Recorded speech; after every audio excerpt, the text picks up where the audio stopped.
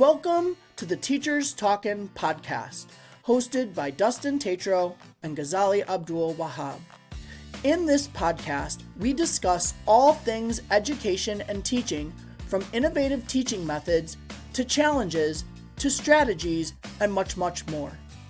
In this discussion or roundtable-based podcast, we bring in educators from all around the world to talk about a variety of education topics so that we can support as many teachers as possible.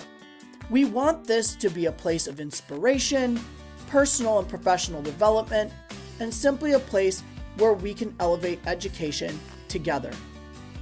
Welcome to Teachers Talkin'.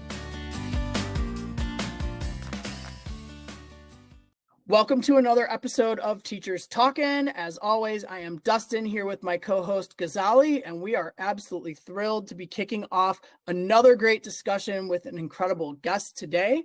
Today, we are super excited to be welcoming Keith Wilhelmi, a retired middle school life science teacher who has over 42 years of experience in education and a new book.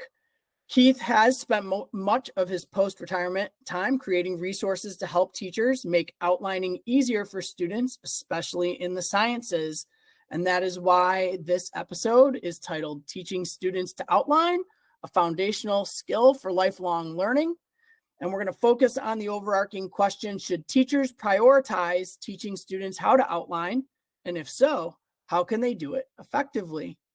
So before we get into our discussion, Keith, can you tell us just a little bit about yourself, your career in education, and what inspired you to create the resources focused on teaching students to outline? Yeah, I appreciate you having me on. My background was Catholic schools. I went through the Catholic school system myself until college. And then I went to a liberal arts college where I wish I could know which teacher taught me to outline, but I was at a very competitive liberal arts college in Kentucky called Center College, and I survived and did well, I think in large part because I was good at outlining. My graduate work, that became even more evident as I saw I was surviving because I had this skill, and it just made such good sense. I taught a half year at a little independent public school called Bergen in central Kentucky. Behavioral issues and the challenges of having to be so in control. I thought, I'm not sure if this is my thing. I went back to graduate school, worked for a year in a hospital, decided I still wanted to try teaching one more time. I went back to my hometown, Louisville, Kentucky, and taught for 3 years at a Catholic school. 6th, 7th, and 8th grade, I was the whole science department and fell in love with it, because I didn't have to teach all these different things I was teaching in my first experience. I was strictly science and had a great 3 years. Couldn't afford to stay there basically, but went to a public school and taught for 3 more years. Huge classes. This was in the 80s. By then it was 81 to 84 at the public school this time. I taught 175 kids a day. It was just overwhelming in that regard. But in those days, behavior wasn't that big a deal. I had learned how to connect with kids enough that I could do it. And I had a very hands-on program. Was very influenced by Harry K. Wong, for science people out there. His book, I just was so excited about. A lot of hands-on stuff, inquiry and all that. Gradually realized, as a matter of fact, I saw him at a conference one time, and his opening line, this was a couple of years later, said, "Let's face it, folks, inquiry is dead." I thought, whoa. So, I couldn't believe he said that. But I think my feeling is there is no perfect way to teach.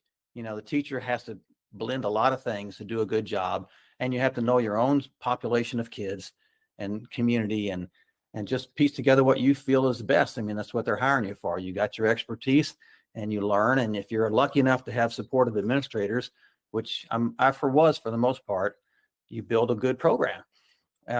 So 36 years of a private independent school, and then I retired after some heart stents were put in and COVID hit. It was time to hang it up. I taught my last 10 weeks looking at postage stamp views of my children from my basement. But this is not the way to teach a hands-on science program. So that's my background. Oh, thank you so much, Keith. You've got a wealth of experience there. So I can't wait to dig out all this knowledge from your 4 decades of teaching. That's almost double of mine, Dustin. I'm only 25 years into teaching. Oh, only, huh? I think if you add all of us, all 3 together, we have a century's worth, maybe, Dustin? Yeah. I'm at 19, so. Wow. There you go. Yeah. So my first question, when you mentioned about outlining, right? So I think it would be good for our listeners to know what you mean by outlining. Is mind mapping an outline? Is Cornell notes an outline? Or is there something really specific that you are targeting, a kind of template or design that you teach your students, which is different from all these other concepts? Maybe you can elaborate further on that. Well, I mean, I try to tell my students there's nothing magical about it. I just kept it to the basics, that you read a paragraph. This is for them to study the content, which I was able to have my students read a book that had very short lessons. And then I would say, for each paragraph, what's the main topics and what's an indented subtopic or two? It's all I want, just main topic, indent the subtopic. And gradually, most of them, if you give them a good one to look at after they've tried it, they'll learn that. And that's the technique that I did. I have this 40-second YouTube video that summarizes what I just said. If you Google "why teach outlining" and then my name, Wilhelmi, it'll come up. It's just that simple. Main topic, indent the subtopics. And of course, sometimes one of those subtopics or two might have their own subtopics, but that's about it. And it's nothing tricky. It's nothing magical. I wasn't a big fan of caring whether kids did Roman numerals followed by capital letters. I said, if you want to do that, you're welcome to, if you've taught, if you've learned that from some other teacher. But, all I thought was, if you pick your main topics and use the same symbol all the way down the page and keep them keep them under each other, then your next level subtopic and your next level, if they're lined up and you keep your symbols lined up, it makes for really easy studying, because you just cover the subtopics and leave the symbols exposed, and then you can quiz yourself. Self-quizzing that's how I got through school. And, I was a serious student, but I know I wasn't at top of the class brain-wise. I was just a good student who worked hard, and I ended up getting really good grades and performing well. And, because I was motivated and I had that skill. Some teacher taught me that skill in middle school or high school. So I remember thinking, when my own 2 daughters were growing up, as soon as I knew they could outline, which was somewhere in like 6th grade or something, I thought, they're going to be fine. They got it. They'll be fine. That's really, really interesting. So the question that some students may have, let's say, I'm just thinking from their perspective. When you outline something, you're basically cutting it shorter, you're summarizing it, you're making it less information wise. As they get older, as they go up through the levels and the information becomes more and more dense, there's this fear in students that, am I cutting out too much, or have I left out important bits of information? How do I know I don't need that piece of information that is under the sub headline? Yeah. Am I losing out? Will that come out in the exams? How do you allay these concerns for your students? Yeah, well, that's a tough call. I think that's just one of those things I think you learn as you go, and different professors have different, expectations. I'm an old guy. I went through college in the early 70s, and content in college level then was extraordinarily, it was all it was, listen to the professor and, regurgitate everything they tell you. Way too much of that. And I think not nearly enough thinking. And there is some concern for me that the shift has gone so, we always see these waves in education. The next new thing has got to be everything. And when my last few years of teaching, the whole big push, and still I can tell from reading Facebook groups, is, content should be minimal. They can always look it up. So just focus on making them critical thinkers. Well, critical thinking is abstract. And anybody who's done any reading about the psychology of the middle school brain knows that I think it's something like 70% of 12-year-old children are still basically concrete thinkers. So are you supposed to make them feel like they're dumb because they can't think critically yet? To me, it's a balance thing. You've got to have a little, build up the content. They like it. They like knowing some of this information. Their brains are like little sponges. They want to know this information if you don't overwhelm them. And if you teach them a skill, how to get it in their heads, and then try to get them to think critically, like controlling variables. Middle school life science or any science, it's all about setting up a controlled experiment, change one thing, keep everything else the same. Now you know if the thing you changed caused the outcome. I mean, that's the biggest abstract thinking you do in middle school. I'm telling you, it's not as easy as teachers think. I've done it for many, many years, and you would think, well, of course they'll understand that. And then you realize, yeah, about 25% of them fully understand it. And maybe another 25 sort of understand. And then about half of them don't get what you're saying, even though you did it all hands-on. You worked it through, you put the data on the data table, you used your spreadsheets to graph it, all these things you think are great. And then they still show you they don't get the difference between a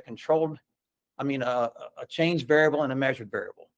So these are pretty critical things that I think teachers have to slow down and say, let's reach a balance here. Kids who are not ready, if their brains aren't ready, it shouldn't be failing your class. You've got to have the flexibility to have a support system there. All this scaffolding and all this they talk about now. But to me, it's just like common sense. The kids, they're middle schoolers. They're not high schoolers. They're not college kids. Keep the content manageable and enjoyable. Keep their hands busy. And then help them with these skills like outlining, so that the amount of content you do give them, they have a tool that works really well. It's so easy to self-quiz if you have it in a form that's, cover and ask yourself, do I know the first subtopic? Do I know the second? I don't know it yet. Guess I got to go back and go over it again. And that's how I got through school. And that's how I think many of my students got the hang of it, Well, Ghazali, I don't know if you were jumping in for another question. So Keith, what would you say, especially working with middle school students, what would you say are some of the common challenges that you faced or that teachers might face when they're trying to teach students this skill of outlining? Because it seems to be, such a simple thing to do, but because we're talking about the levels of critical thinking in being able to identify what is a main topic, what are subtopics, what are subtopics of subtopics. So I'm just curious, like what kind of challenges you've seen or you anticipate teachers seeing when they teach this type of skill?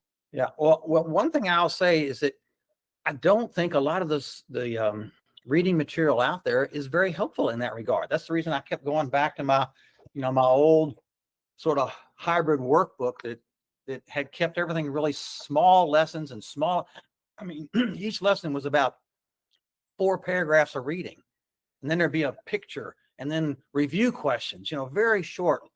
And if you give these new textbooks were so busy, stuff everywhere, little boxes over here and links over here. And it's so busy. I think the simplicity for a 12-year-old mind who is very likely mostly a concrete thinker, trying to stretch their little brain to be abstract. If you just start off simple. And then, like I said, my technique was keep showing them a comparison. I'm sorry, stupid alarm went off. Show them a good one to compare with. And if I had big classes, I would have done more of, and I did a little of this, but I was fortunate in my last 36 years to have classes that were quite small. I rarely had a class of 20, usually 17, 18. So I could actually guide them more. I could give them written feedback now and then. But I think the simple technique of saying, okay, you've tried yours. Now, before I move on, here's a good one. Look at yours, look at mine. Now get in a small group with your friends and help each other. If you see Jimmy's doing it closer to the one you saw, what is he doing? Again, I think it just comes with practice and seeing what I'm looking for. And I was able to give them some written feedback. So I know it would take longer in a big class where you don't have time to do all that with 150 kids a day. But my teaching load was usually around 60 or 7. Well, that's more like 75 most years. So I just think you start simple, you let them see comparison feedback, and then don't make them feel bad if they don't get it. Just, we're going to try. I never graded them. When I skill checked them, I called it skill checking. I said, guys, if you try, you get full credit. I mean, they got a homework credit every time I signed up an outline, and they knew there wasn't going to lose credit if they don't get it yet. You just keep trying. If they turn and say, I didn't know what to do, and they write 3 lines, I said, no, I'm sorry. That's not really enough to give you a homework credit. You've got to put something on paper, maybe a half a page, and I'll give you full credit. And they get it. They gradually get it, little by little. I think I do think some teachers would look at that and say, so yeah, now you're telling me on top of everything I'm supposed to be doing, especially in science, where I'm already teaching a hands-on program, got all this equipment to keep track of and set up and clean up. Now you're telling me I'm supposed to give them comparison outlines on top of this? I can't manage all that. And for years, I didn't either. My whole focus was give them good labs. My job is not to be their English teacher. And finally, I thought, you know what? I can do this. I can add this with a minimal extra job on my part. And then when I retired, I thought, what if I give them the outlines to compare already? What if I do that work and a teacher can just say, okay, with this inexpensive book, these short lessons, the guy's already got the good versions of the outlines. All I got to do is photocopy them and hand them out or show them up on a screen, Mm-hmm. So, I just feel like the hardest part is done. If you want to help your kids teach outline, and of course it wouldn't have to be a science teacher. I mean, I think a motivated teacher who still has large classes in social studies might say, well, the lesson in here on, ecology might not be exactly what I'm teaching in history, but I'm going to take a break and let the kids learn this outlining technique because it's pretty important. And it saves me a lot of time because the good version is already done, So that's why I spend a lot of energy on it in my retirement. One, I hear you talking a lot about modeling. That's one of the key components to this. It's like, if you're going to teach any skill, it's important that the kids have something to model it up against so that they know, what's actually good.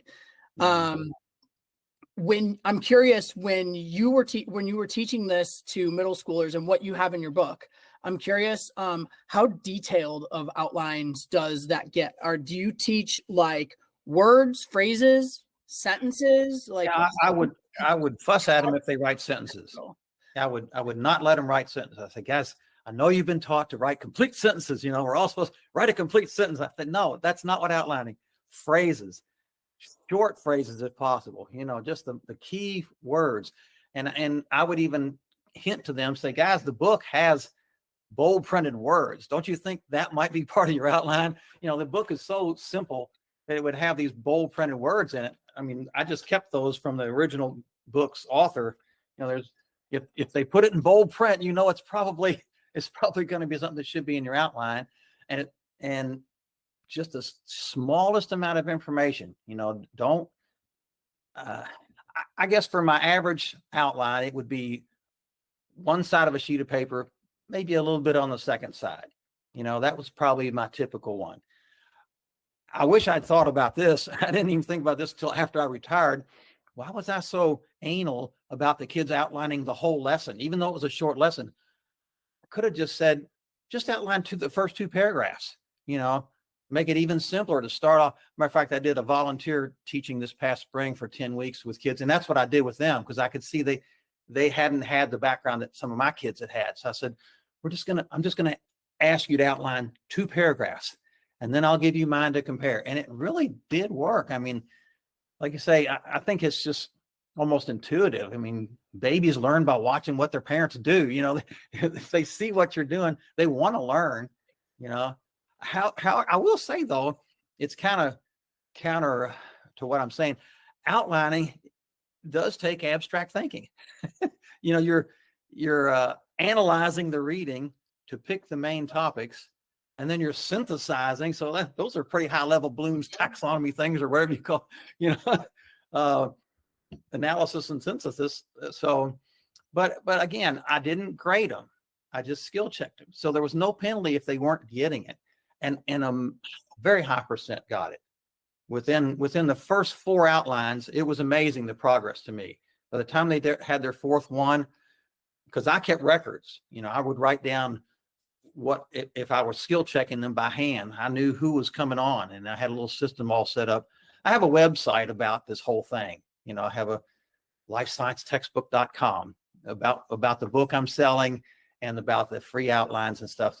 And then my handouts that I gave to the students and my handouts that I gave to not to the teacher. Yeah, it was to the parents. I gave the parents an overview of what I was trying to accomplish. That's another thing, though, is really nice at a open house or a parent conference when they say, well, what are you doing to help my kids study? Because you get that a lot. Mm-hmm. And I even remember one particular time a parent fussing in front of this whole gathering of all the parents at an open house. I just wish y'all would do something to help my kid learn to study. I said, wait a minute, here's what I do to help your kids learn to study. And that, this is a pretty good technique. And she became a pretty strong supporter of my class. So looking at the things that you have used this technique for, can you elaborate further, like how can this be used for revision, or how can this be used for teaching in a classroom setting for students of different abilities, mixed level classrooms? Yeah. How can you modify this? Well, I had to admit that for me, number one goal for me was to have the kids excited about my class. Okay. That was my job. If they came out of my class and they wanted to know more about life science, then I felt like I'd succeeded. That took a huge amount of energy because it was so hands-on. I had a garden unit, I had a creek unit, we were outside. We were always lots of hands-on work inside, lots of prep time, lots of cleaning up time, lots of ordering. So I thought, how much more can I take on? And then this big push to differentiate. You're supposed to have all these different levels and stations and all this. I thought, whoa, how am I going to do all this? I'm already one of the first teachers there in the morning and one of the last to leave, because life science is a tough, any kind of science, if you're due to hands-on. So I do think that, again, if you don't grade it, but you give them the comparison, that to me was a means of differentiating. I wasn't trying to penalize a kid who wasn't able to do it yet. I just tried to work them along. Of course, I also did a fair amount of group work, especially partner labs where they helped each other. But I guess when it comes to outlining, some kids aren't going to get it that year. They're just going to do the best they can, and they're not going to lose a point in my class because they never got it, as long as they kept trying. And maybe the following year, their little brains are going to click in and say, oh, it makes sense now. So I really don't have, I can't claim that I reached 100% of the kids. I don't think any teacher could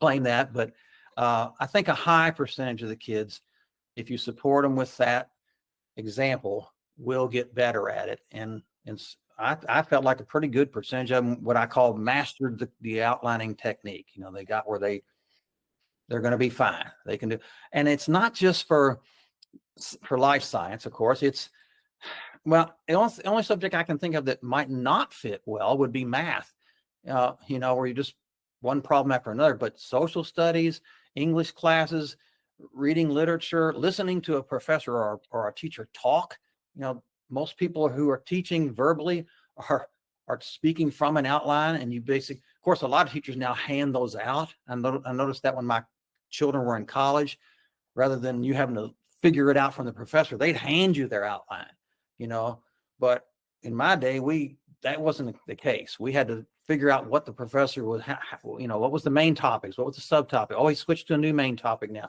So we learned it on the job. So, and then of course, and then writing, once you are taught to write a paragraph, you say, well, let's see, what's my main topic going to be? So some people say, well, are you trying to help the kids get to be better writers or better studiers? Well, my focus was the studying aspect. I didn't take on having them write much of anything in a middle school life science course. You know, if I could get them to write a complete sentence at the end of each lesson on the review questions, I was proud of that. But as far as studying, that was my focus. Really cool. You started to touch a little bit about how this technique can really help to build more critical thinking and higher levels of Bloom's through synthesis and analysis types of skills. How else do you see outlining being beneficial to students? What other ways do you see developing this type of skill being helpful to them over the course of time? Well, like I said, I think it's a supportive way as their brains are developing, for one thing. You know, I think they'll see they're getting better at it. So just to build their confidence, I just feel like it's the brain wants patterns. You know, the brain sees patterns. I mean, that's how it's all about pattern recognition when we're learning. And if you see a paragraph, it's not a pattern. It's just a bunch of words all strung together. If you can break it into a pattern in any subject, your brain's going to be happier. It's going to let it go in better. It's going to know where to file it, you know. So I felt like across the board, it would help them in anything except, like I say, perhaps math, maybe not much in chemistry either. But I felt good about it since I spent that much energy in it, you know, focusing on helping them with that skill. It is something that, you know, some former students have come back to me and made me feel good about the extra effort I put. Again, I didn't think I had to for the longest time. I guess my first, say, 15 years of teaching, I thought, no, that's for the English teachers. And then finally I realized I've got to do more, you know, other than just tell kids to make flashcards and stuff like that to get ready for a test. I'm going to get this skill across to them because it was the number one skill that got me through school. So when you see these days, like in the modern classroom, you see students having to use their iPads or tablets, you know, digital devices. Do you still insist on the outlining being on pen and paper, or how do you pivot toward technology, you know, in the classroom? I'm relieved to find that from what I've studied and from what I've read and asked other people on Facebook groups, the data is pretty strong that if you move a writing utensil, it's a better transition into your brain. You know, keyboarding is not the same from the studies that I've read. Now, there's exceptions. If a kid has what they call graphomotor skills, and they just, you know, so I would have them bring a note in from home saying, please allow Jimmy to do it on a computer. But other than that, and was very few kids on that. You know, I could read sloppy handwriting, but I just told the kids, you know, this is one of those things you're going to pick up a good old fashioned pencil and a good old piece of paper and write it down. I even had a former student whose mother was a friend of mine and a co-teacher. So her child was a good student until she hit higher content in college. And then things started to fall apart and she didn't understand why. And she went to the help of the college person, mentor or something. And he said, so how did you learn in high school? Because you were an A student or what? And she said, well, I wrote down notes and I made flashcards and an outline or whatever. And he said, well, what are you doing now? Well, I'm on the computer now. He said, go back to what worked. And it solved it. You know, I don't think, I'm not anti-technology. In middle school, I will say, I think it's been way overdone. I would walk down the hall toward the end of my career and see kids on laptops all the time. I thought, you know, they need to use their real hands. Okay, I'm sorry, but I'm a very strong supporter of hands-on, a real dissection, not moving a mouse. No amount of mouse moving is going to tell you how strong that tendon is. Okay, there's no connection. So I think real hands-on work. I do think computers are great for putting spreadsheets together so the data is where, and it's so easy to graph it. Of course, you know, I was very big supporter of that. But that was about it for middle school. I thought, no, you got to use the real pipette. You got to use the real dissection tools. You're going to go out in the garden. You're going to dig into the dirt. We're not going to pretend we're doing it on a computer. Okay. Simulations, great when you get to advanced physics or something, but you can do the real thing, do it. Kids need to do it. That's pretty strong philosophy I had. And I think we've really kind of making kids think it's all going to be just be taken care of. Another thing that really bothered me was this thing. Well, why would you have them learn the names of these trees and stuff when they can just look it up on their phone? How does that change their empathy, their appreciation, knowing I could look it up, but I'm not going to? If I walk down the street and say, oh, that's an oak tree that grows acorns, that's in my head. I care. But if I walk down the street, well, I don't know what kind of tree that is, but I could look it up, I'm going to walk on. You haven't changed a thing, you know? So I was a very strong support. I really disagree with people that say content is not important. Of course, you have to build a little content in there. Kids love it in the middle school. I still remember this little child looking at me and saying something like, this is the neatest stuff. And all we were doing was learning these basic trees on the campus, a little bit about, I was in college before I knew a maple tree from an oak tree. And that's not right. Kids need to instead we're going into cell biology and biochemistry and stuff in middle school. It's like, it's all, you're expecting these little brains to have all this abstract stuff that they can't touch, and they don't even know what's in their front yard. They don't know the difference between a roach and a beetle, but you're supposed to have them know, well, what's the 5 steps of this, Krebs cycle? What? That doesn't make sense. We've really gone, I'm getting off topic there, but you can tell I have a passion for this. No. I think you're spot on. You're spot on. You're still on topic because your outlining is helping students grasp the concept and learn content, right? Okay, now this is something I've got to ask you.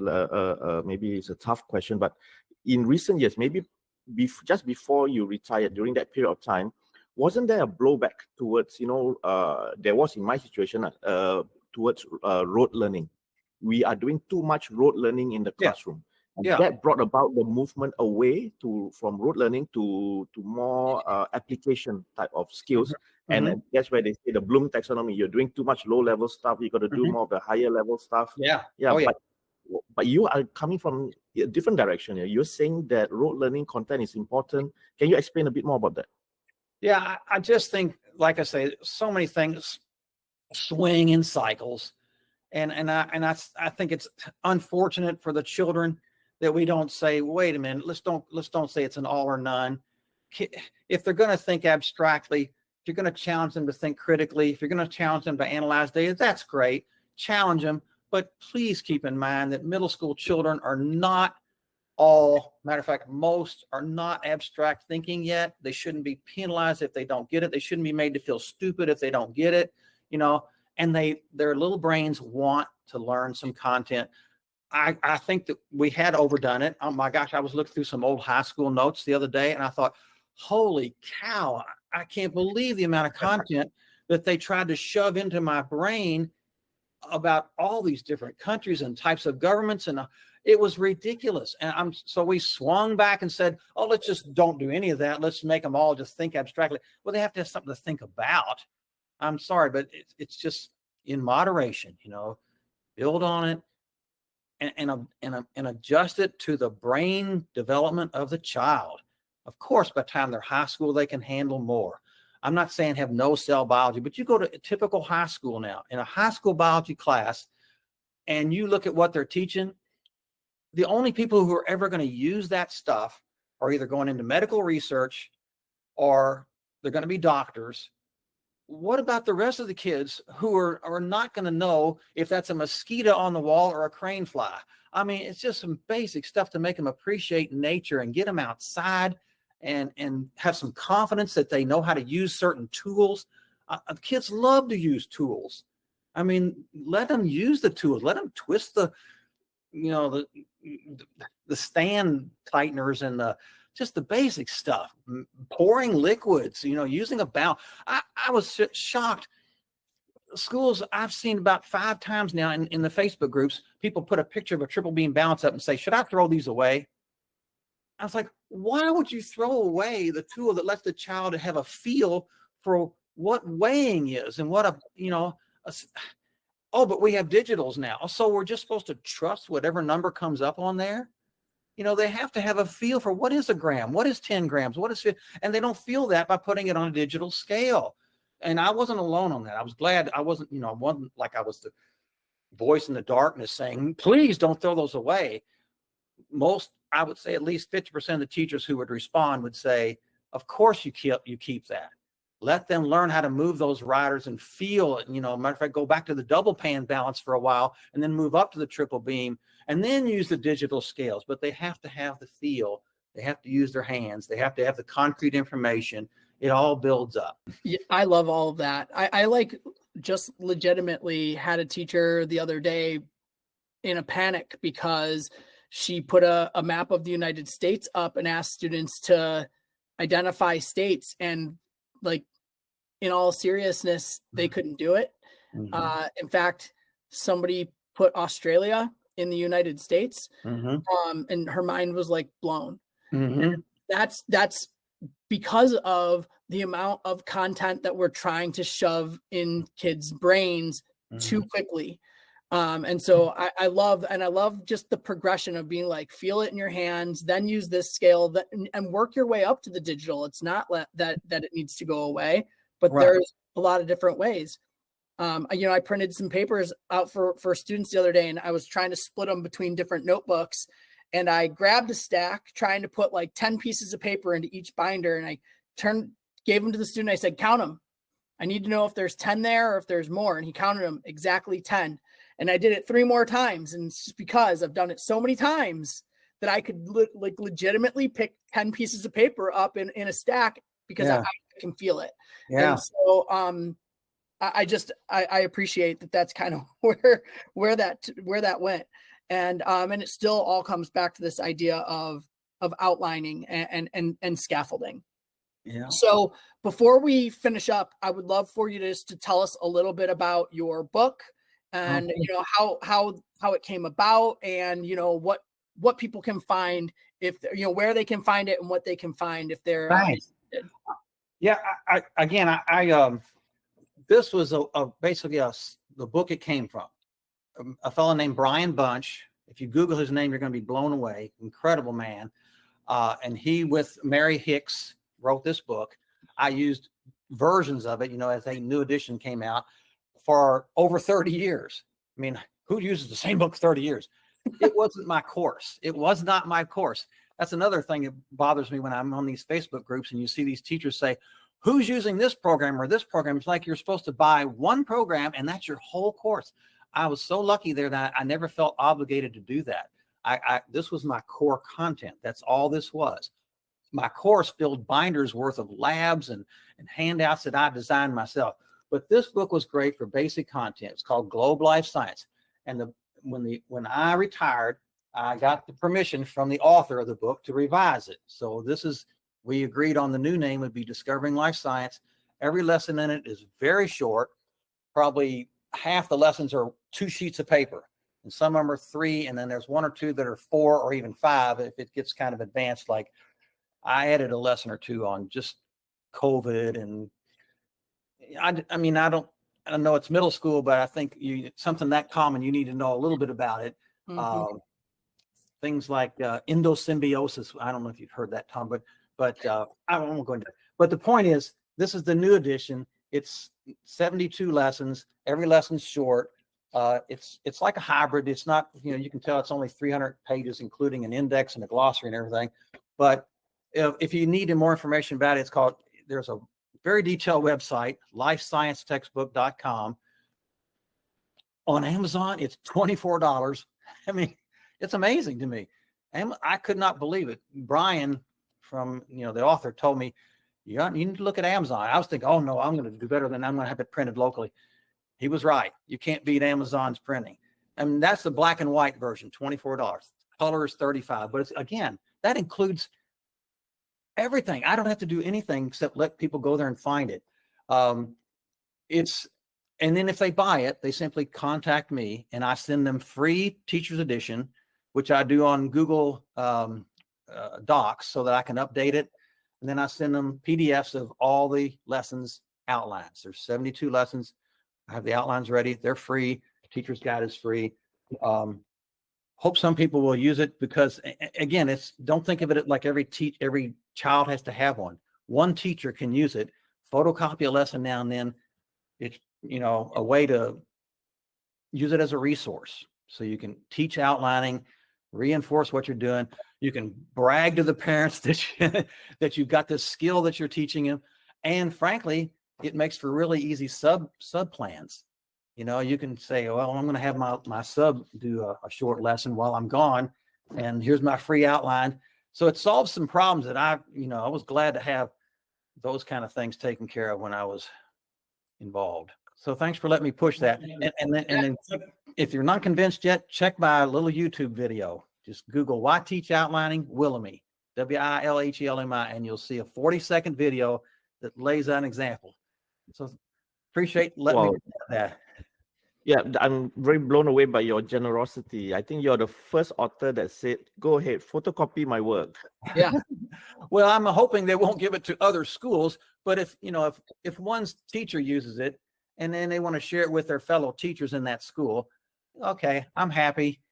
I certainly wouldn't want somebody to put it up on the internet. I wrote a frog dissection manual with a friend for decades. It took me 20 years. And I literally went online one time and somebody posted my whole frog guide up on the internet. And I had to write that school and say, that's mine. Would you please take it off? It's only $15 on TPT, but please don't just give it away. Took me 20 years to write it. Well, I think you've been very inspiring. Just to let you know, I've had teachers like you growing up, so that's where I get the habit. And now, as old as I am, I'm still using pen, paper to write notes on. Even though I'm learning, I'm doing a lot of digital stuff, IT stuff. Yeah, but it's still pen and paper for me. It sticks better. I just find. Yeah, Dustin. Yeah, I'm exactly the same way. I am still very much pen and paper. I've transitioned some things to digital, but for the most part, I learn so much better when I am writing things down. And like I said, it's one of the skills that I've been really working on with some of my students. And I do have a lot of students who, because of disability, actually have to type. Like they can't handwrite. And sometimes that's disappointing because I know that it would stick a lot better if they hand wrote. I even have a student that I work on skill building just to build vocabulary, and I ignore most of what the work we have digitally, and we go through like his list of words and we create flashcards and we study flashcards, and he's learning his vocab so much better than he was when we were doing worksheets. Yeah. So I mean there's a lot to be said about pen and paper and doing things so that you can remember things better. So this has been an awesome conversation. Keith, thank you so much. Does anybody have any final comments before we wrap things up? No, I think it's great to have Keith here. And we've learned a lot. And a lot of it actually is basically going back to basics and keeping what works and what have worked for years and keep using it. Don't lose those things that are effective for some shiny new things that we don't even really know whether it works. Well, again, thank you guys for the efforts on this. It's nice to share. Listeners, thank you so much for tuning in. And again, Keith, thank you for sharing your expertise with us today. It's been wonderful.